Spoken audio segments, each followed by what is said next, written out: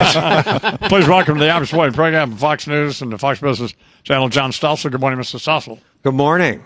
So we've been going to have you on, but then I didn't decide to. Not that you need to be on this program, but until I met you down and I was leaving the building, I thought, well, you were nice to say hello and all that, and so because you seem to us, me, I don't know, weird's not the right word, but living a complicated life. Are you?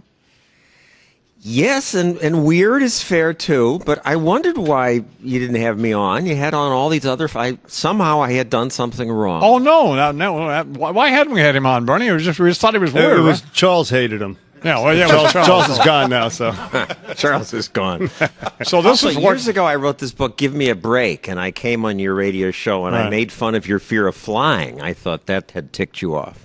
Oh no, but I was afraid. I'm still afraid of flying. So I fly all the time, but not a lot. But should be afraid of driving. It's more dangerous, isn't it? Much. I mean, you're more likely to get hurt and all that, right? Sure.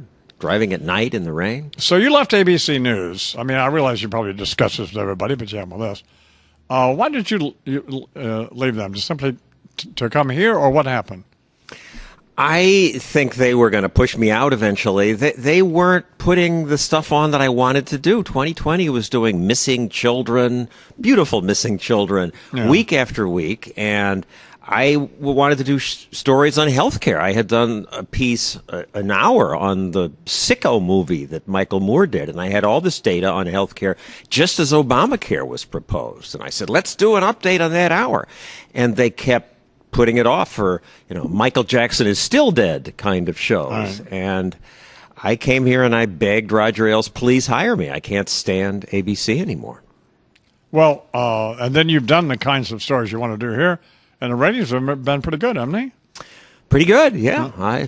Fox likes those kind of stories. But I mean, I'm surprised. For example, O'Reilly has you on all the time, so he's a pretty smart guy. So he doesn't have people. Usually has on attractive women, which is not a bad idea. But so your relation, so he's interested in those kinds of things, which says to me that he thinks the audience is as well. So. And my stuff got good ratings. I did a show on education called Stupid in America that got higher than normal ratings for 2020. And I said, let's update that. Oh, you're so predictable. You keep talking about school choice. Nobody cares about that. So I think it's bias.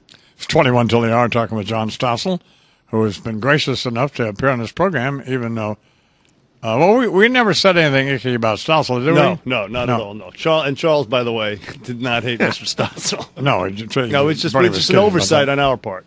Thank you, Bernie. So the education crisis in this country, is that an accurate way to describe it? I think so. It's a government monopoly. And when do they ever do anything very well? And yet we just let the kids get stuck in there. At least now there are charter schools, there's alternatives for some kids, but it's outrageous that the money isn't attached to the kids. And they say, we don't have enough money, but they're spending in America on average $11,000 per kid. That's more than $200,000 per classroom. Think what you could do with that money. You could hire 4 great teachers. Sure. They squander it because that's what government monopolies do. The education is mostly lagging in this country in math and science. That's what they test, and on the international tests, sure, we are way behind in science and way behind in math. That's true. But if they tested history and other things, I bet we'd be behind in that too. And they say, well, these parents don't care, bad homes. But the American kids do pretty well in 4th grade. They're further behind than 8th and further behind than 12th. So the longer they are in our expensive government monopoly system, the worse they do. Well, what causes that other than the system itself? I mean, what specifically contributes to that? Because it's a union-dominated government monopoly, and you can't promote the good teachers, and a teacher makes all the difference, and you can't fire the bad ones. Same thing Christy was talking about in New Jersey, right?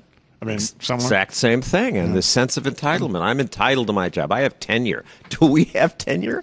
Not many jobs have tenure. Why do high school, grammar school teachers need tenure? It means no matter how bad they are, they can't be fired. And so the principals, rather than jumping, they can be fired if you spent years doing legal work on them. So they have something called the dance of the lemons, where they just transfer them to another school. And it's funny, the dance of the lemons, unless it's your kid and you realize you're kid is getting terrible teachers and wasting a year. So if a parent's concerned about this and they realize the kid's not getting the education that the kid should, what can they do about it? Not much, most places. If you're rich, you can send your kid to private school, as I did.